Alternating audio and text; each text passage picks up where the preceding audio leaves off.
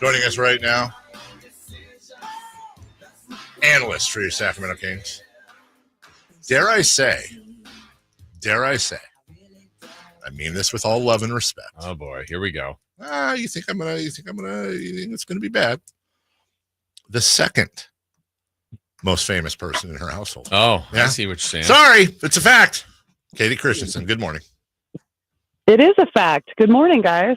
Yeah, your husband's got fans, and I have not seen this episode yet. I'm behind, but I did see the clip. If you're watching Survivor, you know what I'm talking about. If not, they say, Jason, they say, and when I say they, I mean a number of people say, perhaps the most emotional, best clip in Survivor history. What? Yes, no joke.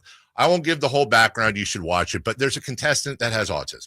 Kayte, correct me if I'm getting some of this wrong, but there's a contestant with autism, and she told Joe, or Katie's husband, right? It's like their secret. Him being a firefighter and knowing, all they're basically like doctors and firefighter, like they know everything, right? And so there's I don't even know what's going on because I just saw the clip, but she's basically kind of freaking out, like she's having an episode, if you will. And Joe's on her, Katie's husband, Joe's on the other team, and all of a sudden, what's the host? The guy, not Mark Burnett, Jeff Probst. Yeah, sorry.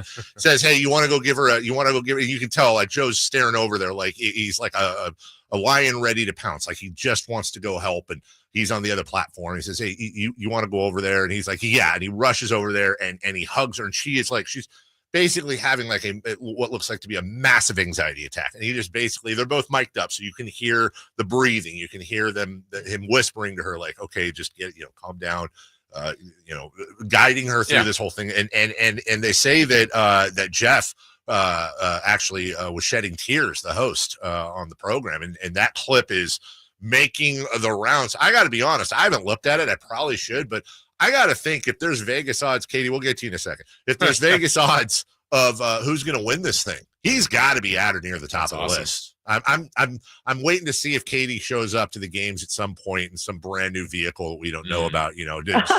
She's got to be careful. Yeah. Good morning, Katie.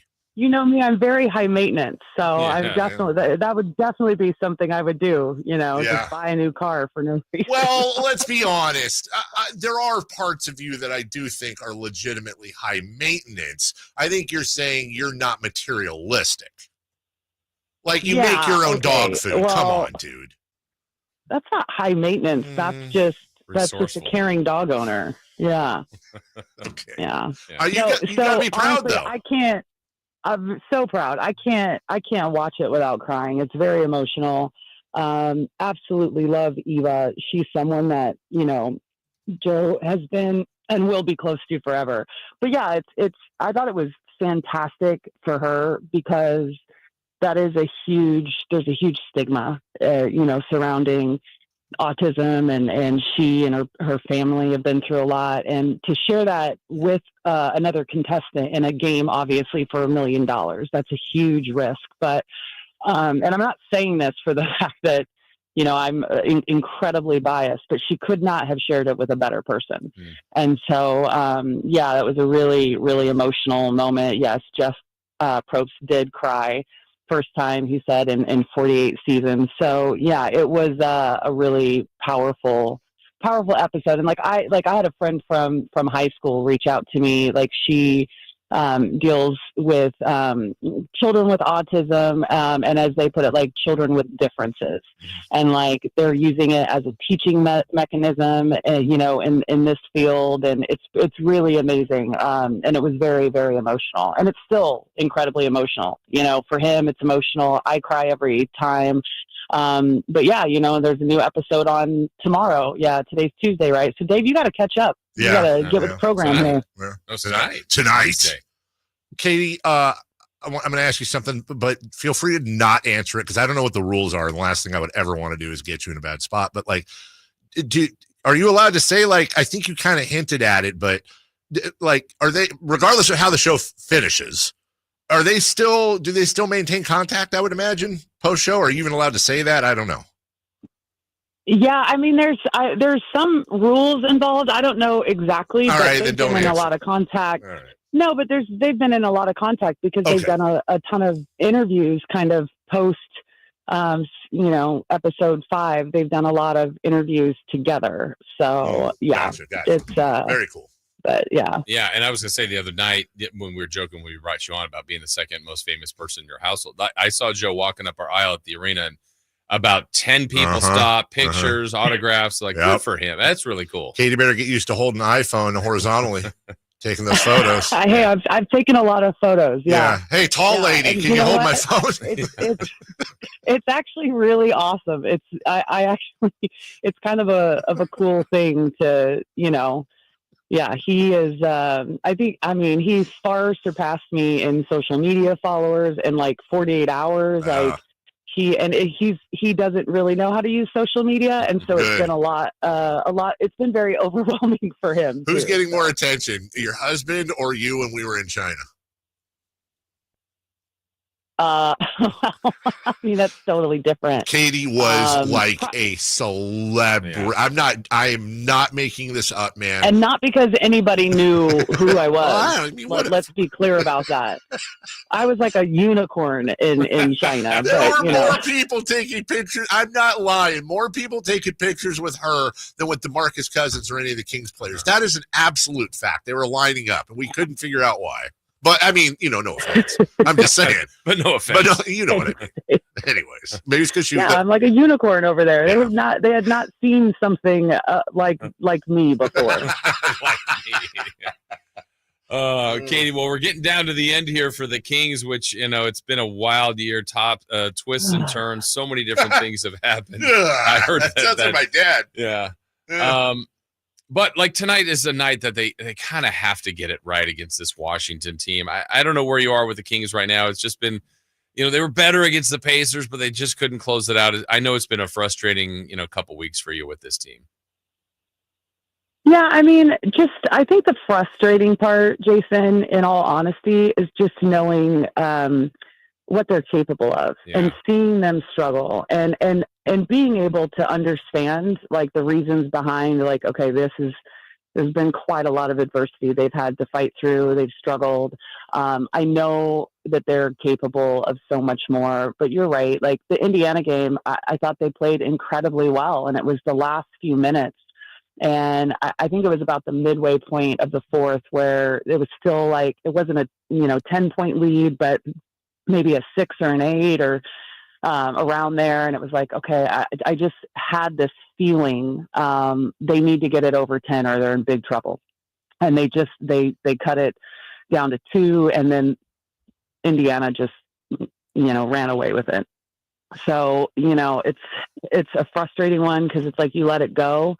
I think it's hard, when a player like Malik, he really, really struggled in that game, and he's so critical, right? And so it just shows you that everybody has to be on their game every game really going forward. And tonight against Washington, this is a game that they have to get. And there's one game on the schedule tonight that really impacts the Kings, right? And it's Atlanta at Dallas.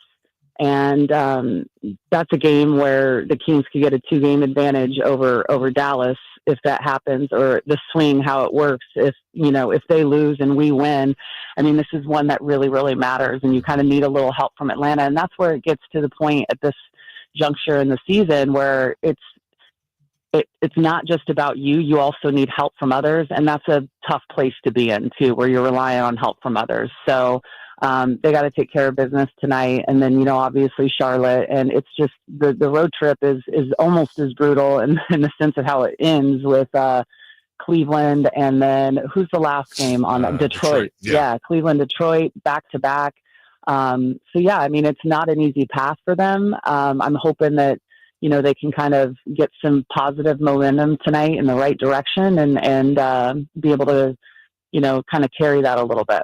Kayte Christensen joining us. Katie, the most frustrating thing I think for fans about this team is we just don't know what the hell they are. That one night they beat Cleveland, the next night they get beat by Chicago, then they get blown out by Orlando, then they're leading Indiana by 16. I know you don't have all the answers, but can you try to even come close to explaining the Jekyll and Hyde nature of this team? Yeah, it's easy. This is a new team. They've had very little time together. You look at what this team has been the last couple of years. There has been very little change on the roster.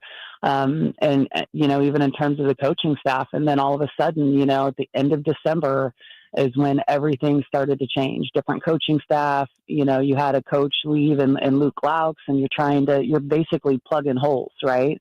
And then you get trades and, you start adding and incorporating new people and major pieces too, right? So as difficult as it is right now, they don't know who they are because they haven't had time to figure it out. Like trying to figure it out on the fly and trying to, solidify a postseason appearance, like that is a brutal time to be trying to find identity and meshing and gaining chemistry and building that. And so, I have a ton of faith that, this team next year will look very different. But the big question right now is just, can they figure it out enough to be able to put together a postseason run? And that's going to be challenging. I think they're capable of it, but like there's flashes like that game against Cleveland, even kind of that game against Portland, and then how they played through really the first 3 quarters last night. I mean, they got down 10 in the first quarter against Indiana, and then they you saw it come together, and we've seen glimpses of it.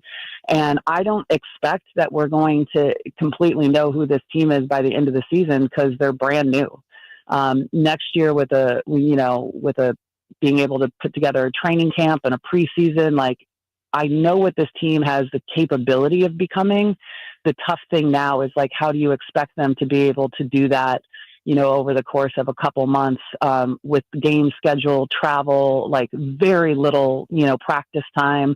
So that's really kind of the answer to that question. And one follow-up, Kayte, the worst thing about the Orlando game, not only the performance, but Devin Carter played 30 seconds, hurt that shoulder, the opposite shoulder of the surgery this last off season or this season. But that was just, I hated to see that. Any kind of update on what the rest of the season might look like for him? I haven't gotten an update on that. And, I get the same updates as everybody else in the media. We get an email. It's, from what I understand, it's not serious, but it also, your shoulder, luckily it's not the same shoulder that was surgically repaired in the off season. It's basically like, it's a contusion or, kind of like a strain or whatever terminology you want to link to it. And it's just a matter of, how quickly he can progress through, kind of the rehab part of it. But gosh, he's on the injury report tonight. He's out. I'm not quite sure what the time frame is going to look like, but this medical staff is really good. You look at Domas and his couple injuries. He came back really fast from that hamstring. He came back really fast from the ankle injury. Like they put in a lot of time, a lot of work in their rehab, and that helps, so hopefully we'll see Devin back soon. That's Kayte Christensen, one of the famous people in her household. You can check her out tonight on the call. Still you and Mark, I assume, on the call tonight, I believe. Tonight is Kyle. Oh, it is Kyle tonight. Oh, wow. He's had to bounce back. back. Oh, tonight is Kyle. Kyle had to go out there. Yeah, tonight is Kyle. Then Charlotte is Mark, and then Kyle does the last 2 on the trip. I hope Kyle gets they're kind of all over the place. I hope he gets to stay out there for the Charlotte game. Yeah, he is. Oh, okay. He's staying. He's actually gonna, his family's in Philly, so he took 1 game off. His parents are here, and he's gonna go home to Philly and see his family, and then meet us in Cleveland. Awesome. All right, we'll have a great call tonight. Hopefully we get the W. Thank you. Yeah. Anything else you need to know about Kyle or Mark's schedule? I handle both of them, so just hit me up. I'll have the info for you. Don't forget, you're your husband's press agent. You're basically working for a lot of people. Oh my gosh. Poor guy. You can't rely on me for that. Hey, you know what, Kayte? Bottom line is this. You're okay too. Thanks, Dave. I was really worried about it. Oh, say happy birthday to my dad. It's his birthday. Oh, happy birthday. Yeah, it's his birthday today. So he loves you. He'll love to hear that. So all right. Well, you guys have a good day. See you. Thanks, you too. Dad loves Kayte. We'll take a break. When we come back, final thoughts on tonight, and we'll take a look at the standings